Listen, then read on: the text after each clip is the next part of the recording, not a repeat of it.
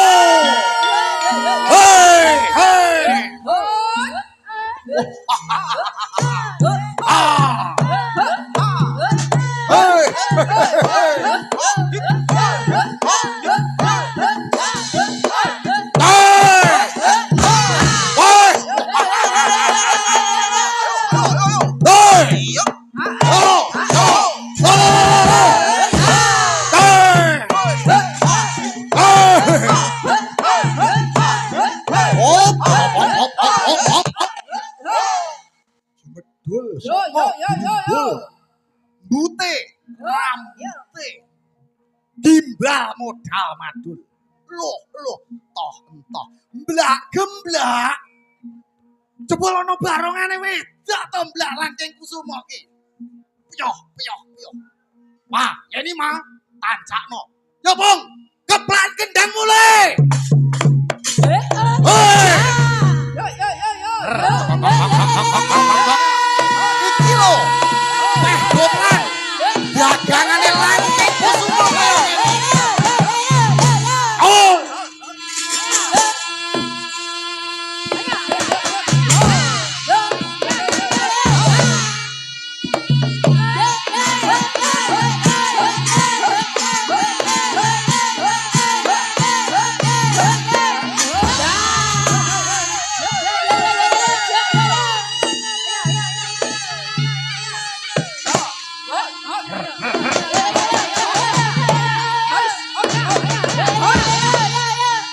Awas. Dadi tenan iki.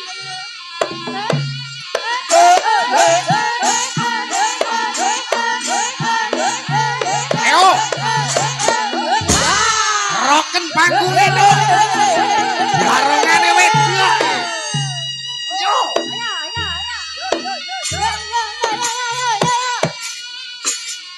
Hanya ada di langking kusuma Krutulungagung.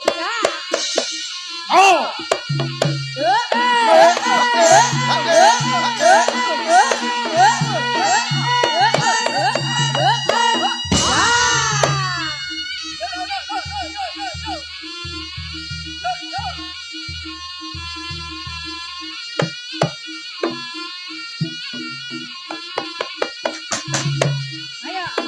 Loh.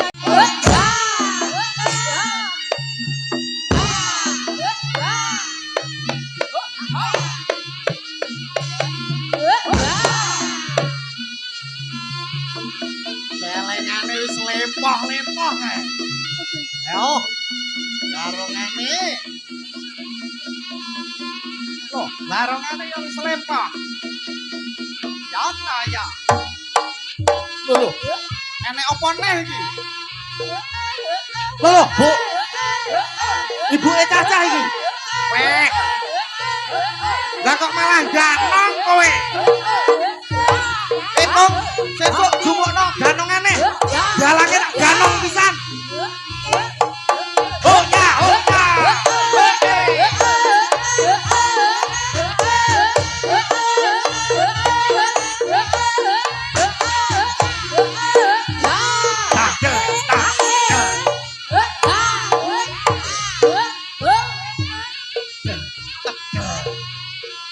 Oh, lelet kowe. Peh anakmu barong kowe.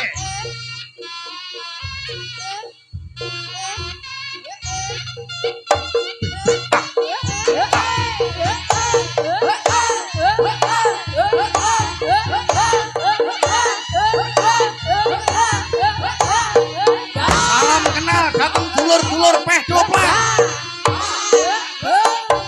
Hokya.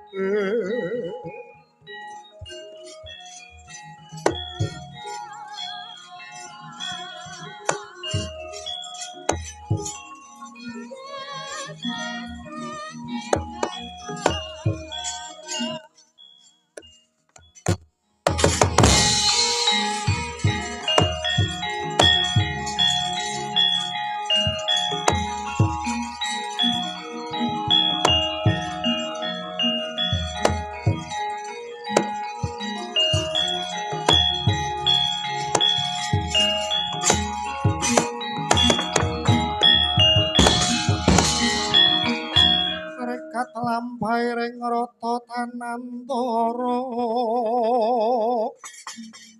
prapteng sukuning araga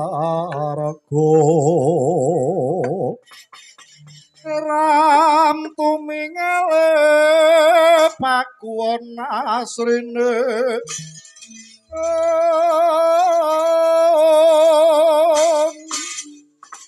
dendeng saengga praja Byong kang pratangga posekan kang jahanmu katon lembene merak kasimpir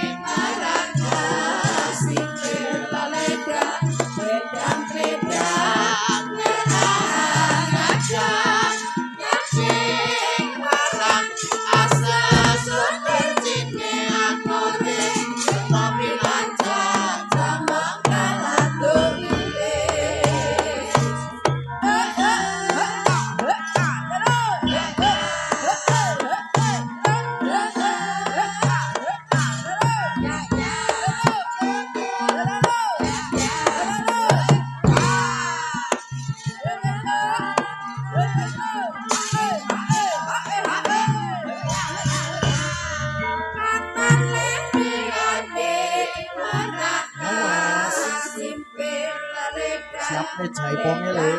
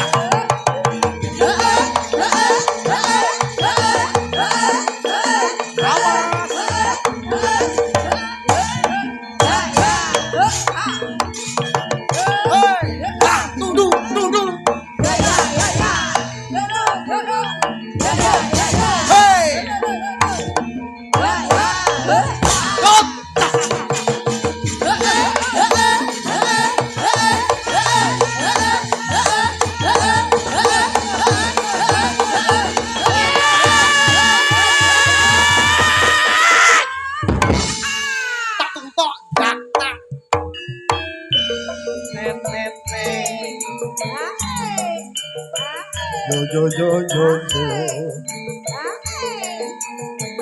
Tutu delak ketung tok. Tang tang tang tang tang tang tang tang tang.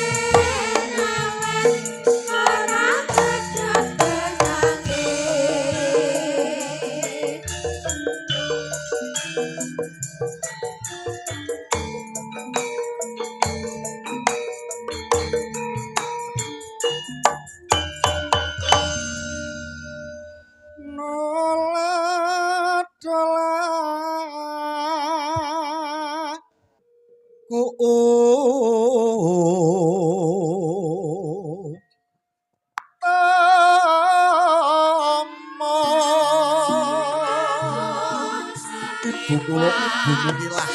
Putri Sandiwati kayane ngumpul. Nggo kedem swasana ya, Nduk.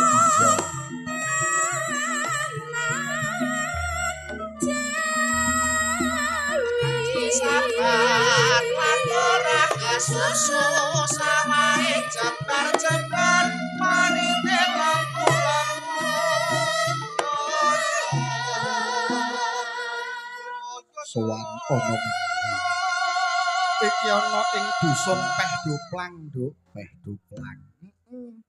Iki aku arep nyapa dulur-dulurku sing matur sembah nuwun sanget utamane dhateng sedherek YouTuber ingkang rawuh. Iki akeh sing nonton bodho WA ngono. Mula iki ana Pak Suhadi. Oh iya. Mengko tak kirimi gending Pak Suhadi. Oh iya, iki Mas Tony ceprot barang go mirsani. Matur sembah nuwun. Dulur-dulurku sing do nonton nek YouTube. Ngono.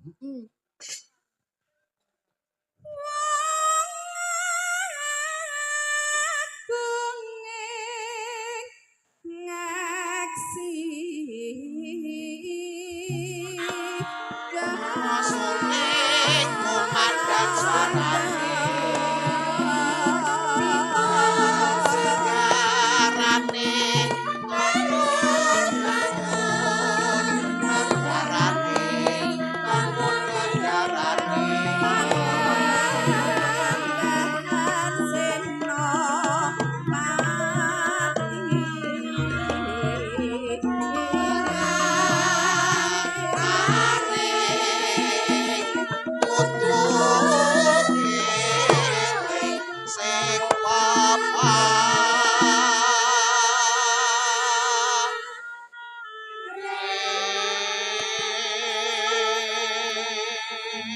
Ahmad Arifin, Nduk, saka Moyo Keten Boyolangu. Iya. Wah, jan akeh banget iki nomor-nomor anyar, Nduk. Iya, iki mergo nonton YouTube. Request ayang-ayang gerigis dan lain sebagainya. Ngono. Kabeh padha nonton ning YouTube. Ngono. Kapati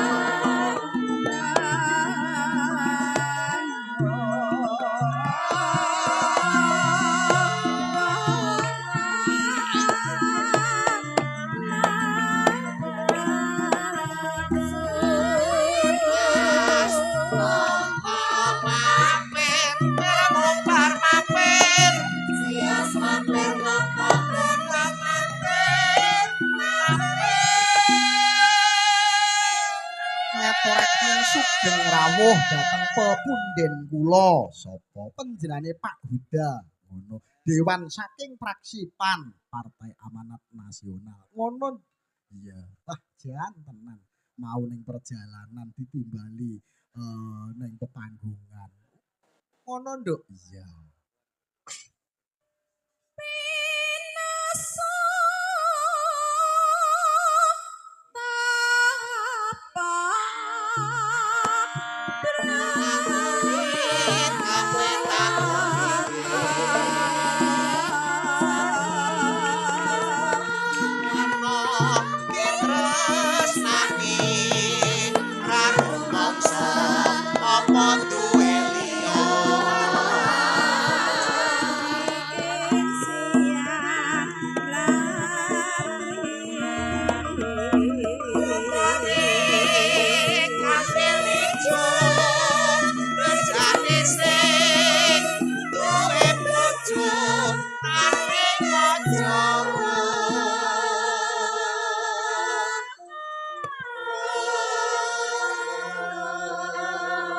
Piye ndak terima iki mau.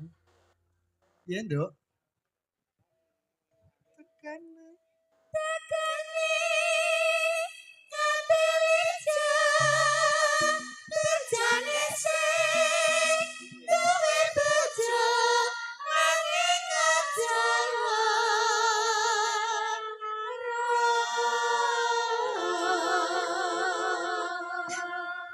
Ora lah. Yo mung siji iki.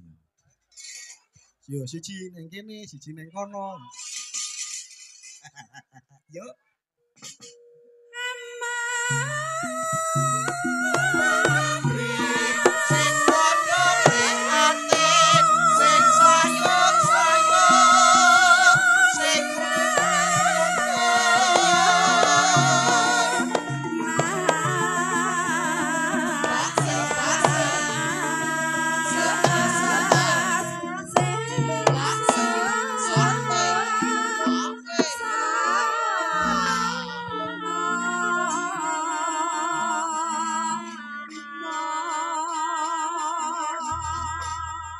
Marme ora kaya bengi iki ya, Nduk. Apa ngono, Mak? Aku lan kowe tinimbalan dening warga Wagung ing dusun Pehdoplang. Pehdoplang. Desa Suru, Kecamatan Ndoko, klebu wewengkon Kabupaten Blitar. Ngono. Wah, bengi iki sing perdana ya nduk mula ta mula aja nganti lali ing besok umpama aku lan kowe diparingi lancar umpama ditimbali ana ing Suru kususe Pehdoplang awake dhewe aja nganti suwala ngono. Pancen wis tak niati iki bumi kelahirane Kang Masku ngono. Arep kinaya ngopo aku lan kowe bisa tekan kene ya saka panjenengane ngono. panjenengane Mas Dwi. Ngono. Wah, Mbah Wo iki eruh karo pengapesanku kok, Nduk. Apa iya? Dadi panjenengane rikala semana rawuh ana ing gubuk miri gambar. Ngono. Kalawan para sederek sedaya wonten Pak Kambali. Ngono. Pak Kasun Baroji iki rawuh ana gubuk miri gambar ning nganti Mas Dwi. Ngono. Kok ya ngerti nek sing Mas Dwi iki kok aku mesti manut ya kok paham ngono. Apa iya? Bab arepa kinaya ngapa panjenengane rikala aku isih cilik. Iki tak blakake. Panjenengane Mas Dwi iki duweni organisasi utawa duwe kumpulan rambuté gondrong kabeh. Ngono. Nalika isih sering nderekke Pak Likku ya kuwi Pak Sun Gondrong saka Tulungagung. Jenenge sapa? Ya kuwi grup geng Kopler. Waduh, ngono. Kuwi aku kelingan nduk kuwi cilik aku biyen. Jenenge grup geng Mat Kopler. Tegese mat musik anti tidur. Wah, ngono. Nek nonton wayang rikala semana rambuté do gondrong kabeh. Kaose ireng gambare Semar. Ngono. Wah, jan tenan. Dadi aku iki mau ya karo kangenan karo Kang Masku. Ngono.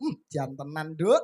Aku lan kowe tinimbalan dening Pak Kasun, didhawuhi Pak Baroji, Mas Dalang nyangik ana ing Peh Doplang kira-kira pira.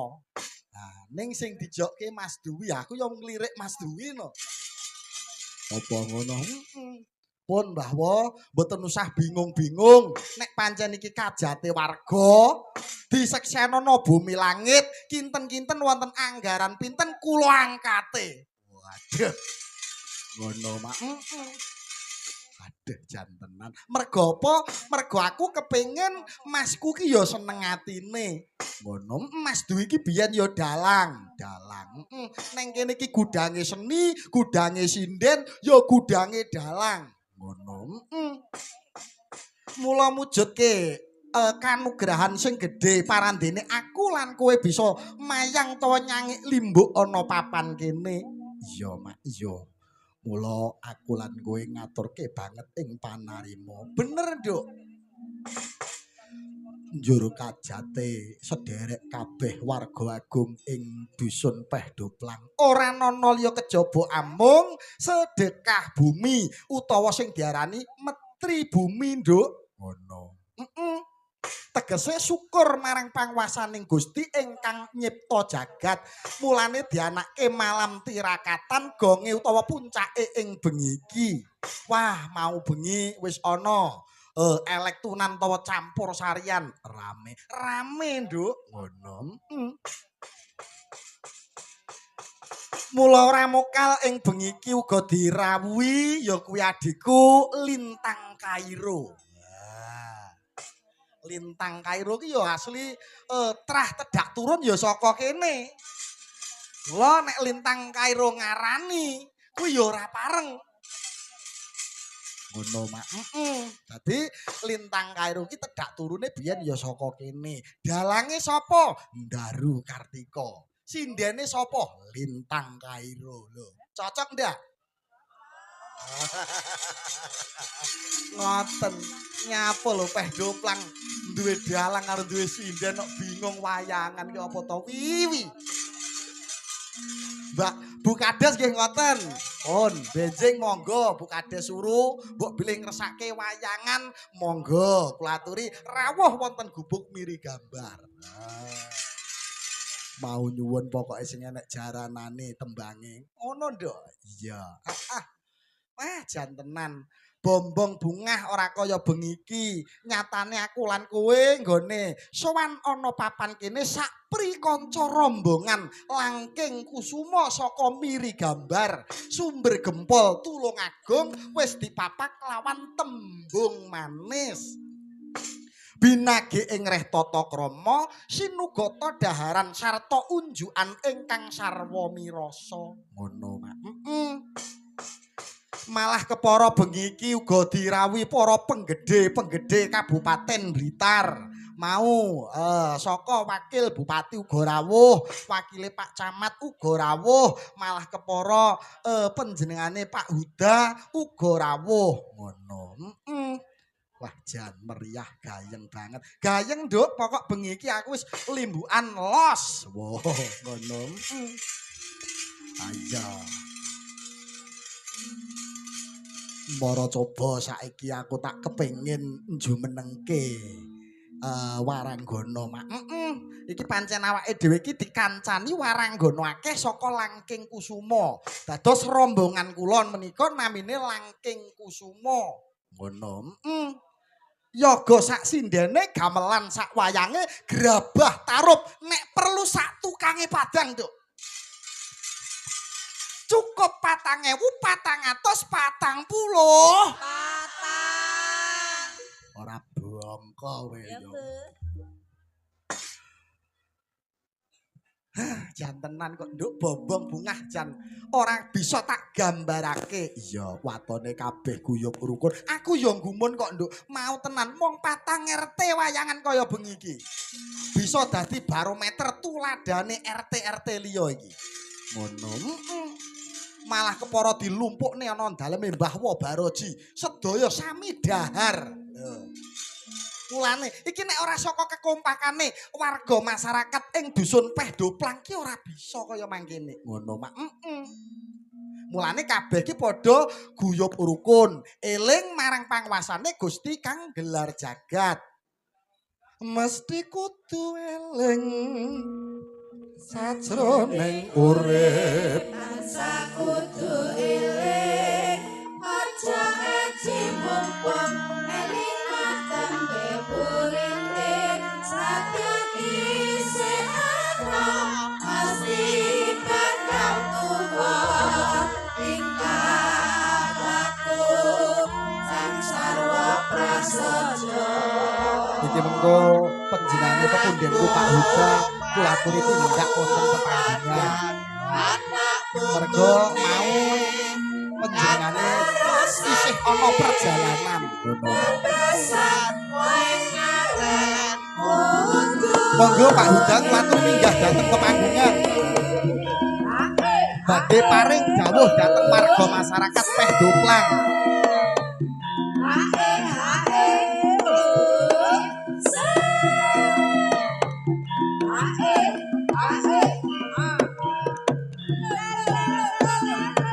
Monggo kula aturi tindak wonten pepanggihan.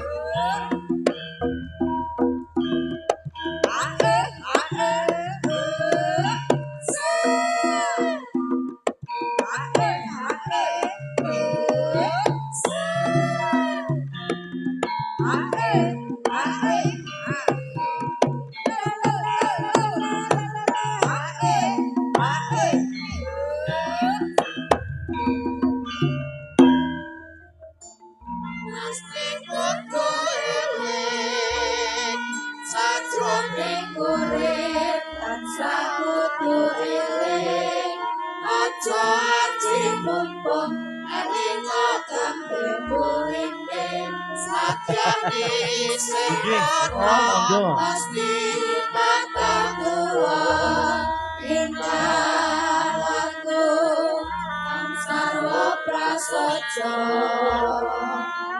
aku aturaken anak putune kang nerusake pepesan kowe karen